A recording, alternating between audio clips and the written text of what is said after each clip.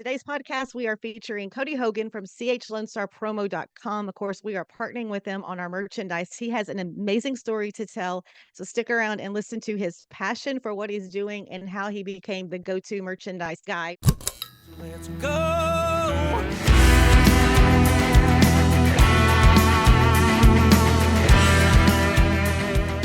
It's tricky when I had like 5 to 10 employees. It could be slow when we were still busy. Now I got 25 employees. Now it's like busy can still be slow. It's really tricky, and I'm blessed. Don't get me wrong. I'm lucky to be where I am, but it has its challenges for sure.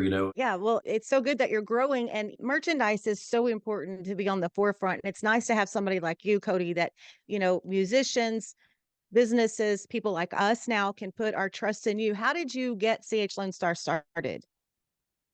So 5 years ago, I was in the AC business, and my wife now was my girlfriend. We had a rent house that we were renting, and she sold medical equipment for a living.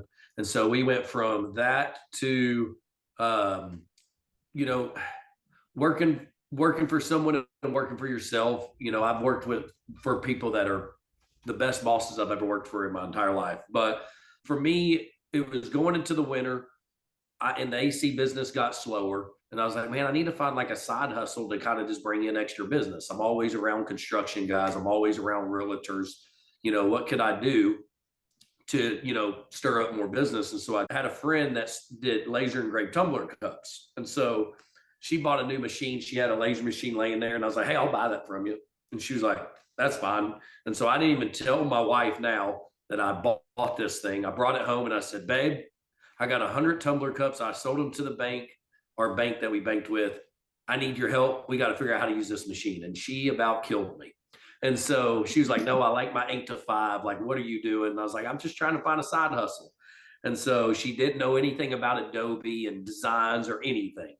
And so we're in there over the whole week trying to figure out how to use this machine. And, we're running cups, and you get what you pay for. And I was like, man, like, this could be a decent business to get into. You just got to have good quality stuff to put out.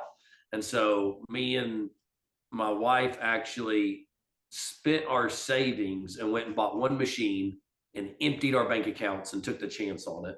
And so we started like that. And then a couple months, and we're staying busy, and we're doing cups, and we're doing cutting boards and things like that for like closing for realtor agents, cups for musicians, things like that. And so then we went from that to where she would come home and she'd be working on tumbler cups and stuff, but then she'd bring her work home too. And she'd be up to 11 o'clock, and her bosses was promising her things that was not happening. And I was like, babe, like, you're putting a lot more time than what like you were promised and what you signed up for. Like, why don't you do this full time? She's like, no, I am not going to be an entrepreneur. That's not built for me. And so I was like, whatever. So I started looking at other machines and screen printing machines and embroidery machines. And 2 weeks later, I get a phone call, and she was like, I think you're right. I think we should do this.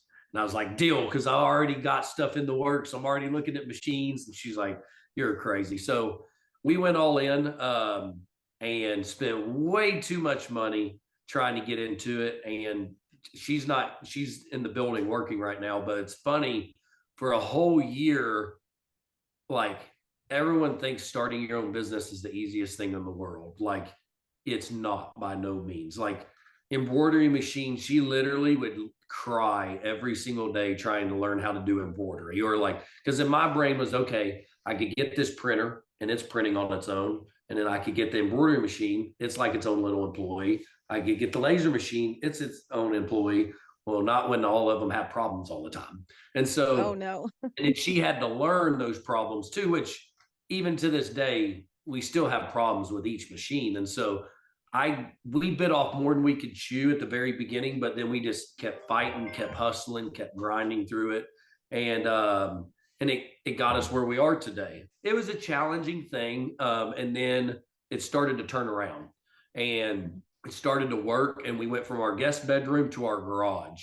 Then she was like, okay, Cody, I need some help. Like, I can't do this on my own. So we hired a second person.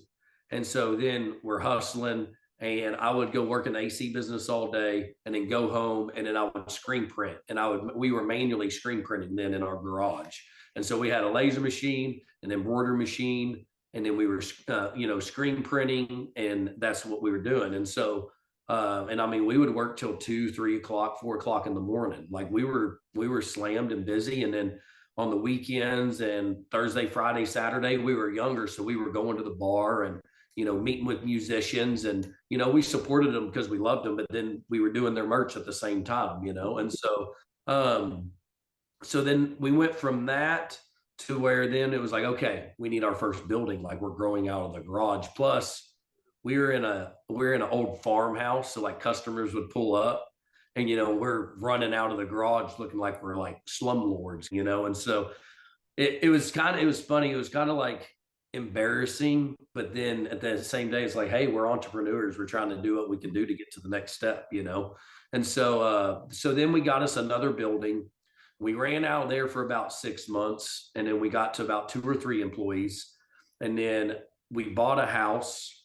And at about that time, this kind of gets deep into my story. So I was still working for the AC business and coming in and working till 2 or 3 o'clock in the morning.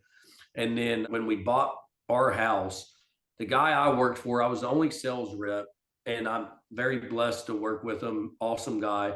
But I went from 1 million to 5 million, and I was hustling his business and bringing the AC business up. Well, one winter it got really, really slow, and he's like, "Hey, Cody, I got to put you on commission based only." And I was like, "Man, like I mean, we're going into the winter, like." So I was like, "That's fine. I'll hustle this way, but I'm going to go into my business with Haley and go all in." Well, I thought in my brain I was going to go all in, but I was still just scared to death. Like, can we make it? Are we going to make it? So I actually went and worked for the Walmart distribution center, and I did night shifts, and I did like the 12-hour shifts, 14-hour. It was horrible, but I did it for 2 weeks, and literally every day coming out of there, I'd like pull my shoes off as soon as I got in the car, and my feet were killing me just from standing on that concrete. So like when people like give people a hard time for working in warehouses, or man, like, like that's just, we need those people. They're the ones that take care of us out here, but no one appreciates that to a certain extent, or doesn't realize how hard it is. So it kind of gave me a different respect for working in that industry, and like props to them. Like there's not everybody can stand on concrete for 12 hours straight and run that. So I did that for 2 weeks, got my first check, and I was like, there's no way. Like I'm going to make this business work. Like for me to kill myself, barely crawl myself out of that warehouse, and then get a check was pretty, it was just hard for me. You know what I mean? And so I was like, no, I can do something better with myself. And so we went all in. And when this situation happened with my job, I was building plans and pitching to the bank on building a building at our house. So we were going to build a 5,000 square foot building at our house. The same day that this situation happened, when I went commission based, was when I was supposed to meet with the bank and say, hey, will you let me borrow $150,000 to build a building and buy some equipment? So then I was like, the bank's not going to give me any money now. Like I don't have an income to show for that really. And so I went to the bank. It was a credit union. That's why I'm very hardcore on like credit unions. And they took a chance on me, and they were like, man, we could get in trouble for this, but we believe in you. You'll figure out how to make it work. And so they gave me the loan, and I built the building, and we were running production in the other little building while building this building. And then we got a press and a 6-head embroidery machine still sitting on the pallet. And then COVID hit. And I'm like, we're going to go bankrupt. There's no way we can figure this out. And so it was me and I think my wife and 2 or 3 other people. And I was like, look, guys, I know this is a bad deal. Like we can either fight through it, see if we can make it through it, or, like I get it if you need to stay home, if you don't feel comfortable coming in. And so, no, we stuck through it, and they came to work every day, and we just kept hunting and fighting and, Penny just being smart with our money, and we got through it. And then after that, it just skyrocketed. And so it grew faster than we could handle. But like every person that has worked here, that does work here, we wouldn't be there without them. And it wasn't just business. Like we were a family. We, they would come, musicians would come in and just hang out while we're making stuff. And, we're just talking and joking. Or like even when we built the building, like Jared Morris came and played and we had like a little song session. It was fun. Like we did it because we loved it. It wasn't all about the money. So we've had a building for a whole year, and now we got 10,000 square foot building. We got 25 employees, and we're running some production.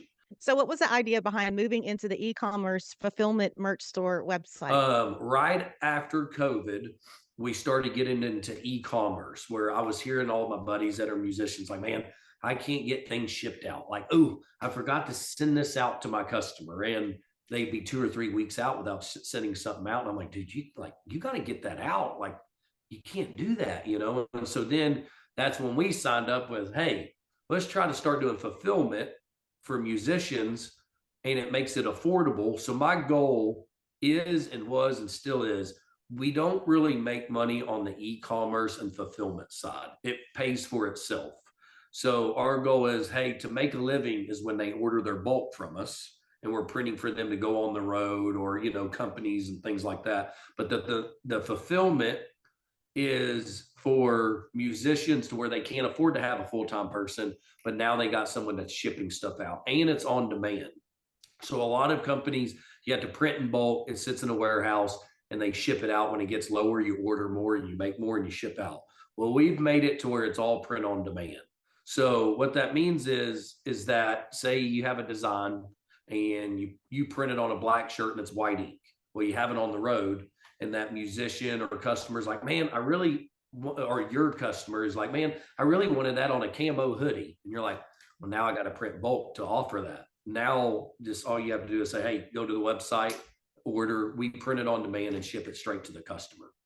So we've really went into that. And then the other thing with hats, so like embroidery hats, patch hats, leather patch hats, it's on demand too. So now people can pick from a black hat, purple hat, white hat, and then we put the patch on and then we ship it out the door. And then at the end of the month, the musician or our customer gets their profits, and we promote that too. From day one, we've always promoted our customers in a different way, of like as a print shop. Like we're not just printing their stuff and sending it out the door. Like we try our best to where when we're printing your stuff, we're videoing it, building content, playing your music, tagging you. Like in our mind, the more you sell and the more content we're all providing, the better and the more money we're all making together. And so that's kind of something that we do on that side of it too. I know I kind of jump in some different areas. Have you ever wondered how artists like Treaty Oak Revival, Red Clay Strays, and Aaron Watson maintain the high quality and high demand for their merchandise? CH Lonestar Promo is the answer. Created in Texas to serve Texas artists, and they're currently offering 15% off on all merch orders from musicians. Visit chlonestarpromo.com to get started and tell them Texas Toast sent you.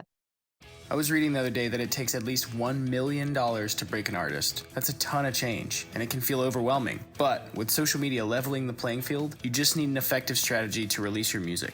Check out Release Rocket to ensure your single does not die after release day. You've already put time, effort, and tons of money into writing and recording your album. Let the guys at Release Rocket keep your new release alive. I see you're sitting in your podcast studio. I know you guys are heading more into the production side of things. So tell me more about the whole content side of things that you're doing to get involved. A year and a half ago, we started CH Productions, and it's a video content company. And we do like music videos. We do recaps for like LJT, Outlaw and Legends Festival. So we have like a production company too, like Jack Barksdale. We'll do music videos for him. We do a lot of stuff for Tanner Ussery, so we dabble in that side of it too. And then last year, we had a really good year, and we wouldn't be where we are today without our customers. And a lot of people ask like, "Ooh, who's your biggest musician?" Or for us, it's not about who the biggest one is. Like we wouldn't be where we are today without the up and comers. And so like I really hold that. I don't care if you spend $1, if you spend $1 million, I treat every customer the same. And that's kind of been our thing. Like, hey, you put in an order, you're on the schedule, we'll get you done. you need a rush order, we'll figure out what we need to do to make that happen. And we do it all the time. But we do try to keep everybody to where we just treat them all the same for sure. So what I was saying is last year we were really, really blessed. So then we built a 400 square foot recording studio. And so now we have like a podcast recording studio that I don't know how to do sound.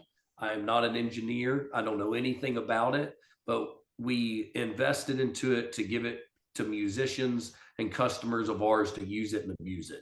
Because like for up and comers, I feel like not everyone can afford to go straight to the studio. So now we've given them this to where it's like, hey, instead of doing it in your bedroom and you need a couple of guys to help you, come in. If you're printing shirts or doing stuff with us, we wouldn't have this studio if it wasn't for you printing shirts and stuff. So use it and abuse it.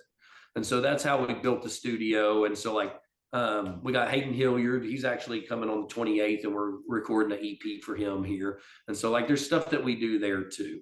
And so and then I do like CH sessions where we do we sit down, talk to musicians, talk about the business, and not just musicians, like customers in general, roofing companies, hunting companies, stuff like that. We just talk about business and build content together too, and tell our life stories, So we do this business because we love it. It's cool. The employees that work here, where I really try to push the family vibe. I see where bigger companies now where it's like they all want to keep that family vibe, but it does get harder the bigger you get. I have a love and hate of how big we've gotten, but I try to keep that small vibe as long and as, as much as I can. But yeah, it's been one crazy ride and I'm excited to see what happens in the future. I just want to tell you, you are such an inspiration. I am so impressed. And I'm even like more excited about us. I think that, we just got sent the perfect partner for our merch. Heck yeah. The older I'm getting, it's hard to like go to the bars every weekend and things like that. But like, man, I used to live in the bar to go see musicians and support them and things like that too. It's been really cool to grow with them. We've done stuff for Wyatt Flores. We did stuff for him for about 6 months, and then he got caught with the big deal and it happened for him, and so that's part of the business, and I'm happy for him. It's awesome. It's cool to be a part of that story. You know what I mean? And so like Red Clay Strays, like it's crazy. 4 years ago, I met them at Mile Zero, and no one really knew who they were. And everyone was posting like, why don't you have merch? Why don't you have merch? And so everyone was like, CH. And so literally on the way home from Mile Zero, we're talking back and forth. And now it's 4 years into it. And, we've built that relationship. It's been really cool to do their stuff, and so I think my number one goal for CH and our growth and working with people that we work with, it's not all about the money. Like for us, it's more of like looking back in 20 years and be like, man, that was one hell of a ride that we did together, and the loyalty of it. You know what I mean? Like I have musicians that will call me and say, Cody, I messed up. I need something in 2 days. Do we love it? No, but at the end of the day, I have to look at it as, hey, this is how they make their living. They're supporting me, and that's how I make my living. I'm going to do everything I can to make sure they have something to sell. And you're such a good example of that, and your vision and how you just kept moving forward and kept moving forward. And you're such an inspiration too, as well, taking in those up and coming musicians and getting their merch started. I mean, it's a perfect Sure. team. Mm-hmm. Yeah, it's worked very well, and we are, like I'm telling you, we're blessed to be where we are today. Yeah, it's crazy just thinking about like when you were getting started, like the story is so similar to the story we're hearing from like all the other artists that we talk to, the build of it all. And I'm sure, that kind of like just adds another layer of excitement to the whole thing for you. But it was making me curious, like, you are from Texas originally or no? So I've been here since I was 15. Okay. I moved from Tennessee. And so my grandpa was in the military. So he was at Fort Campbell. And so then we had you call them farms there. So we had a farm there and a 5-lane highway came through. So then we moved here to Texas. Was there like a certain artist or a certain like venue or something in Texas that pulled you into this whole Texas country thing? Or how did that whole connection kind of initiate itself? To be honest with you, Rock and Rodeo right there in Denton, I was there. I lived at that place for a long time until it shut down, and I would be a millionaire today if that place was never open, truthfully. But there's some really cool people that came out of that place, and it's crazy to see. Like it's crazy to be even like with Co Wetzel and stuff. Like it's like, man, we used to see him at Rock and Rodeo. Now look, we're like it's just Mike Ryan, a lot of those guys, and so I always was into the music scene on listening to music and stuff like that. I would say when we started printing in our garage, Jordan was one of our good friends, and she started working for us. A lot of people know who she was, and so she kind of got me and Haley into it a little bit, where a couple musicians started working with us. Cameron Hobbs, Jared Morris, Wade Bagley, some of those guys, and then that it just kind of domino affected, and I realized there was a trend for it. When we loved it, there was still a trend for it of, hey, there's not a lot of, and it's funny because if you look at a lot of print shops, not a lot of print shops went after the music industry like they have here in the last year or two. It's kind of like people talking like, man, there's a lot of people out there that are not country music singers, but in the last year or two, they're starting to write a lot of country music, like Post Malone. Like it seems crazy, but there's something about Texas, red dirt music that, in my opinion, it's a different world, and it's easy. I got to be careful when I say this, but I would say from being from Tennessee and being in the Nashville world and listening to Nashville country, there's just a complete difference in Nashville country and red dirt country, and the loyalty of the family side of it too. Like I feel like it's die hard family vibe when it's like a musician playing. Like, man, there's people that will go all over the world to follow their friend and watch them grow and push them, and the loyalty and like the love of that. Where Nashville country, and I'm not saying that's not every person that plays in Nashville that are from Nashville, but I do feel like musicians here in the red dirt, like they write from their heart, and it's real music, and it's not because it's like, ooh, does this sound good?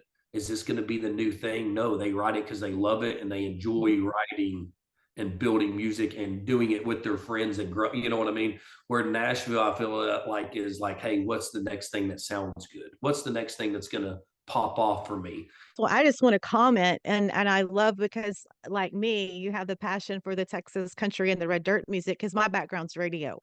And I was there from the beginning when we were actually started playing Texas artists on the radio, putting them in rotation. And I got to see growth and development from, back when, we didn't have the downloads, we didn't have the streaming of music. The only way sometimes we could get their music to get it on the radio back in the days was to go to their shows and be able to get that Corey Morrow CD, or to, and bring it back and tell our stories.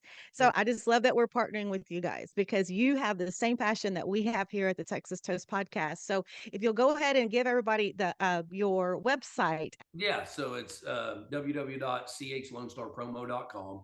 So we have that, and then our social media is Instagram, TikTok.